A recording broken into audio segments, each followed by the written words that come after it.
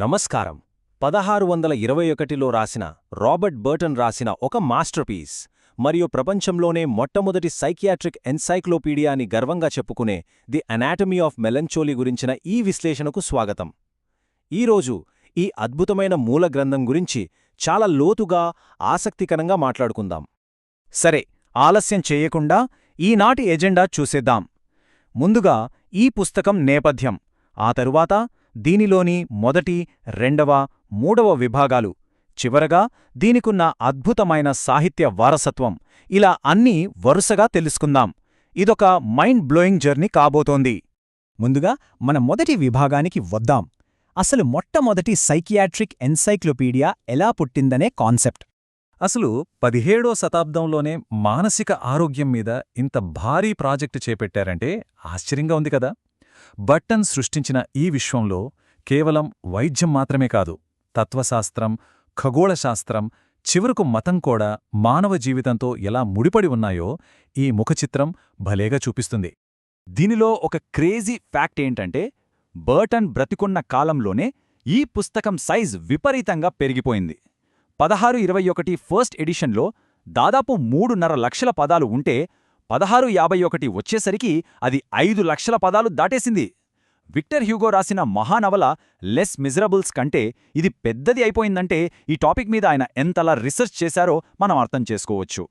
అప్పట్లో డిప్రెషన్ గురించిన ఈ స్టడీ ఎంత పెద్ద బెస్సెల్లర్ అంటే ఆయన జీవితకాలంలోనే 5 సార్లు ప్రింట్ అయింది. ఇంకా ఆశ్చర్యకరమేంటంటే 17వ శతాబ్దంలో సాక్షాత్తు షేక్స్పియర్ నాటకాల కంటే కూడా ఇదే ఎక్కువగా మూడైంది. వినడానికి కొంచెం వింతగా ఉన్నా ఇది అక్షరాలా నిజం. ఇక రెండో విషయానికి వద్దాం. ఈ డెమోక్రిటస్ జూనియర్ ఎవరు? ఇంత అద్భుతమైన గ్రంథం రాసిన ఒక ఆక్స్ఫర్డ్ స్కాలర్ దానికి తన సొంత పేరు ఎందుకు పెట్టుకోలేదు, ఒక మారుపేరు ఎందుకు వాడాల్సొచ్చింది అన్న సందేహం ఎవరికైనా రావడం సహజం. దాని కారణం ఆయనెంచుకున్న ఆ పేరే. డెమోక్రిటస్ అంటే ప్రాచీన గ్రీకు కాలంలో నవ్వే తత్వవేత్తగా పేరుగాంచిన ఒక గొప్ప వైద్యుడు మరియు గణితశాస్త్రవేత్త. ఆ పేరు పెట్టుకోవడం ద్వారా బర్టన్ ఒక తెలివైన పనిచేశారు. ఒక పక్క మానవుల తప్పుల మీద సెటైర్లు వేస్తూనే మరోపక్క ఒక స్కాలర్గా తన సీరియస్నెస్ను నిలబెట్టుకునే ఫ్రీడమ్ ఆయనకు దొరికిందన్నమాట. సరే, ఇక పుస్తకంలోని అసలు కంటెంట్లోకి అంటే మొదటి విభాగానికి వెళదాం.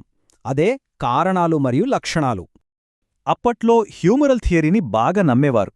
గ్రీకు పరిభాషలో మెలంచెల్లీ అంటే బ్లాక్ బైల్ లేదా నల్లటి పిత్తం.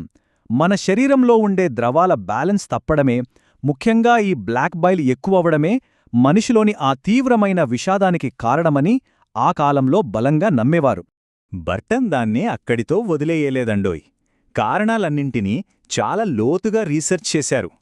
శారీరక రుగ్మతలు, ఎమోషన్స్ నుంచి మొదలుపెడితే దేవుని ఆగ్రహం, గ్రహాలు, దెయ్యాల ప్రభావం వరకు అన్నీ కవర్ చేశారు.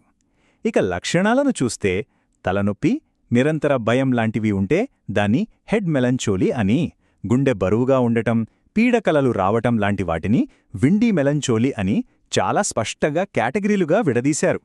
రోగమేంటో తెలిసాక మందు కావాలి కదా.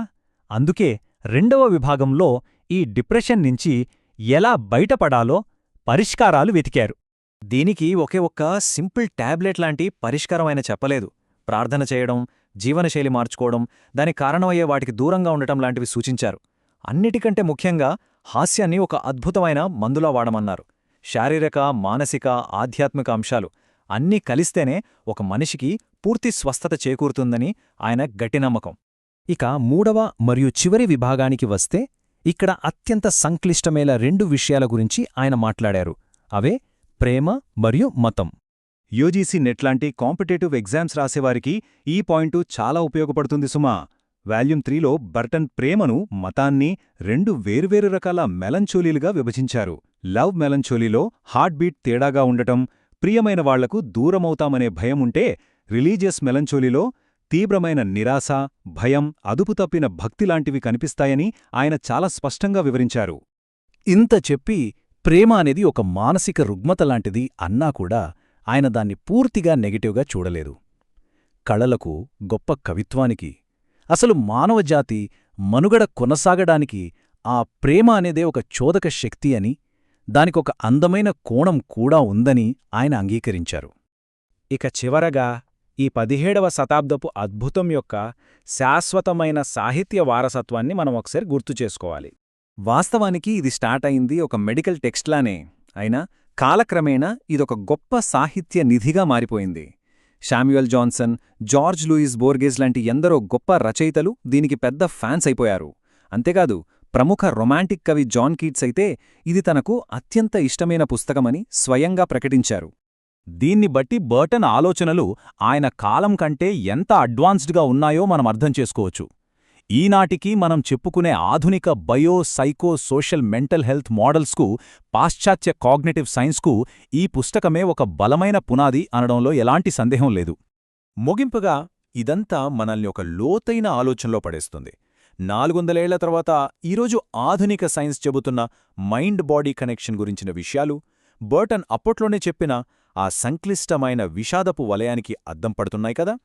అసలు డిప్రెషన్ గురించి మనకున్న ఈనాటి అవగాహన నిజంగా కొత్తదా, లేక 4 శతాబ్దాల క్రితమే రాబర్ట్ బటన్ చెప్పిన అద్భుతమైన విషయాలను మనం ఇప్పుడిప్పుడే అర్థం చేసుకుంటున్నామా? ఈ ప్రశ్నతోనే మన ఈనాటి విశ్లేషణను ముగిద్దాం. మళ్ళీ కలుద్దాం.